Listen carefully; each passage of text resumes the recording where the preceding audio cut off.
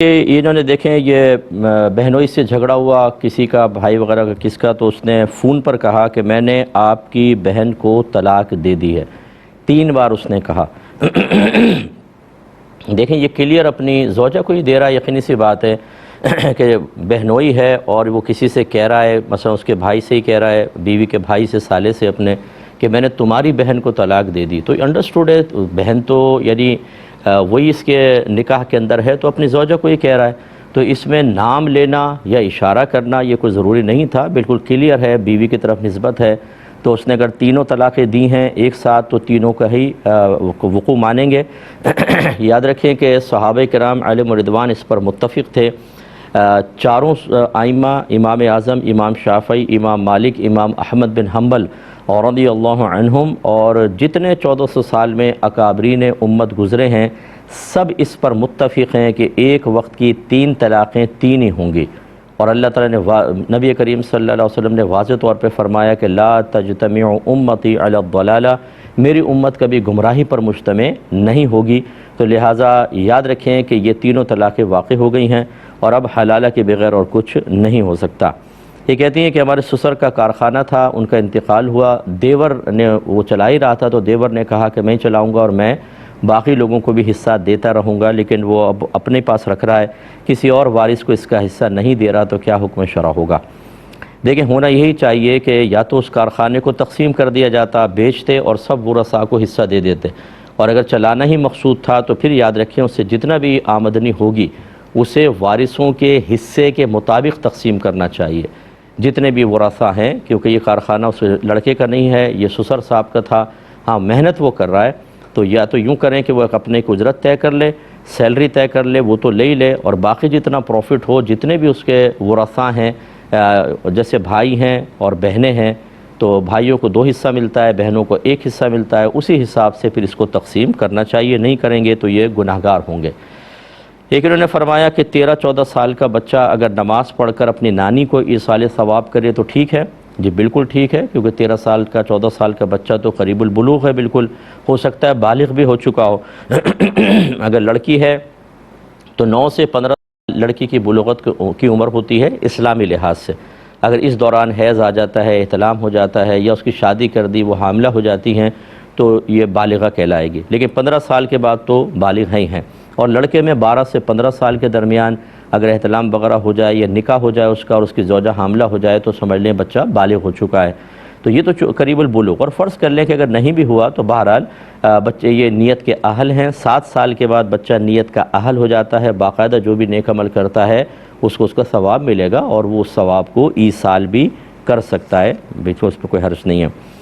کچھ offer question ہیں، کہتے ہیں کہ کسی نے اگر یہ کہا کہ اللہ کے بعد اطاعت و محبت تو سب سے زیادہ نبی کریم صلی اللہ علیہ وسلم کی ہوگی، لیکن احسان سب سے زیادہ ماں باپ کا ہے، ایسا کہنا کیسا ہے؟ یہ بالکل غلط ہے، اطاعت اور جو فرما برداری ہے وہ نبی کریم کی، اور احسانات بھی سب سے زیادہ میرے آقا صلی اللہ علیہ وسلم کے ہیں، کیونکہ ماں باپ کو جتنا بھی مقام حاصل ہوا اس مقام کا اظہار بھی میرے آقا صلی اللہ علیہ وسلم نے کیا ہے، اور میرے آقا کے صدقے میں ہمیں تمام احکام، تمام نعمتیں سرکار کے صدقے کے اندر ملی ہیں، کہ جیسے روایات موجود ہیں کہ اے حبیب اگر آپ کو پیدا کرنا مقصود نہ ہوتا تو میں اپنا رب ہونا بھی ظاہر نہ فرماتا، اگرچہ حدیثوں کی صحت میں بہت سو نے کلام کیا لیکن اس کو قبول کیا اکابرین امت نے، اور باقاعدہ دلیل کے طور پہ لکھا ہے، تو اس لیے یہ تو نبی کریم صلی اللہ علیہ وسلم کا صدقہ ہے، پہلے عورتوں کی کہاں اتنی قدر تھی، میرے سرکار آئے تو اللہ تعالیٰ نے اپنے حبیب کے صدقے عورتوں کے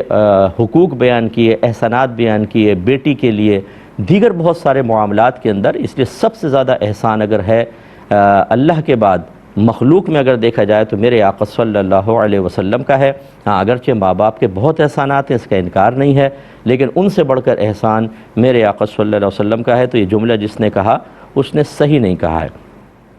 یہ کہتے ہیں کہ ایک امام مسجد میں مقرر ہیں، ایک بڑے عالم دین وہاں تشریف لائے جو کمیٹی سے بھی اچھی جان پہچان رکھتے تھے،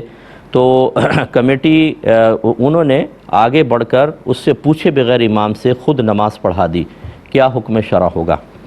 دیکھیں جو مسجد کا مقرر کردہ امام ہے چاہے وہ کتنا ہی کم علم کیوں نہ ہو، بشرطے کہ نماز کے مسائل وغیرہ سب جانتا ہو، تبھی اس کو امام مقرر کیا،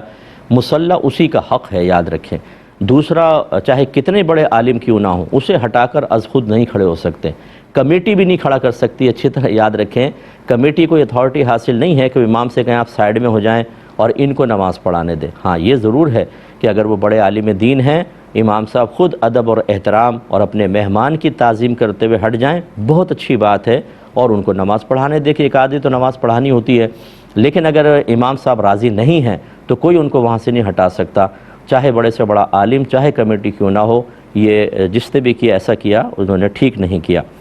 یہ کہتے ہیں کہ ہمارے یہاں ایسا ہے کہ اگر ہم آن لائن کپڑے منگوا کر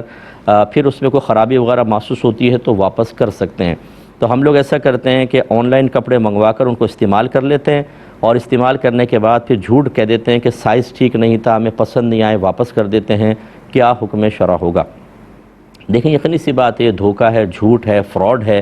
اگر کسی نے اپنی مارکیٹنگ کے لیے ایک آسانی اور سہولت فراہم کی ہے، اس سے ناجائز فائدہ اٹھا کر اور اس طرح کا معاملہ کرنا، اگر سامنے والا نہیں جانتا تو اللہ تو جانتا ہے۔ اس طرح کی حرکات بالکل درست نہیں ہیں، اور بغیر کسی وجہ کے اس طرح سودا واپس کرنا یہ شرعاً جائز نہیں ہے۔ جب آپ بائع کرتے ہیں، خرید و فروخت کرتے ہیں، جس کا مطلب ہے مبادلۃ المال بالمال بالتراضی، یعنی مال کو مال کے بدلے میں باہم رضامندی سے لینا دینا، تو جب یہ ہو جاتا ہے تو ایک شخص دوسرے کے مال میں اور پہلا اس کے مال میں اپنا حق ثابت کر دیتا ہے، اور یہ بغیر کسی شرعی وجہ کے اب یہ سودا ختم نہیں کیا جا سکتا۔ اور یہ جو یہ کر رہے ہیں یہ تو دھوکہ دہی ہے، تو لہٰذا یہ بالکل گناہ ہے، اور آخرت میں دوسرے کا حق سلب کرنے کا ہو سکتا ہے وبال ہو، اور اللہ تعالیٰ میدان محشر میں نیکیاں نکلوا کر ان کے نام اعمال میں ڈلوائے۔ ایک انہوں نے پوچھا کہ کسی عالم دین کے لیے لفظ شعر استعمال کرنا کیسا؟ شعر جی بالکل کر سکتے ہیں، جیسے حضرت مولا علی کرم اللہ وجہہ الکریم کے لیے کا آپ کا لقب تھا اسد اللہ، اللہ کا شعر۔ تو اس لیے یہ کوئی مطلب وہ شعر کوئی معاذ اللہ جانور کہنا مقصود نہیں ہوتا، بلکہ اس کے وصف شجاعت کو ظاہر کرنا مقصود ہوتا ہے۔ جیسے ہم کہتے ہیں یار یہ تو شعر ہے، شعر یہ آدمی، تو اس کا مطلب کیا ہے کہ ہم یہ کہہ رہے ہوتے ہیں بہت بہادر ہے۔ تو اس وصف شجاعت کے اندر مماثلت دیکھ کر ہم اس کو مجازاً شعر کہہ دیتے ہیں، اور اس میں کوئی حرج نہیں ہے۔ ایک بھائی نے پوچھا کہ کعبے پر جب پہلی نظر پڑے تو سنا ہے کہ دعا مقبول ہوتی ہے، کیا یہ بات ٹھیک ہے؟ اور اس پہلی نظر کا مطلب کیا ہے؟ بعض کہتے ہیں کہ جب آپ جائیں آنکھیں نہیں جھپکنی چاہیے، کعبہ کے پاس آنکھ جھپک گئی تو بس پھر یہ پہلی نظر نہیں ہوگی، تو کیا حکم شرع ہے؟ اور اسی طرح کہتے ہیں کہ اگر مکے میں 7-8 دن کا قیام ہو اور ہم بار بار حرم میں جائیں تو کیا ہر دفعہ حرم میں جا کر جب کعبے کو دیکھیں گے تو پہلی نگاہ کہلائے گی؟ دیکھیں احادیث میں یہ بات موجود ہے کہ کعبے پہ پہلی نگاہ پڑے تو انسان جو دعا مانگے اللہ تبارک و تعالیٰ اسے قبول فرما لیتا ہے۔ لیکن اس میں ہر جگہ جب اس طرح قبولیت کا لفظ کہا جاتا ہے، ایک بات ذہن میں رکھیے گا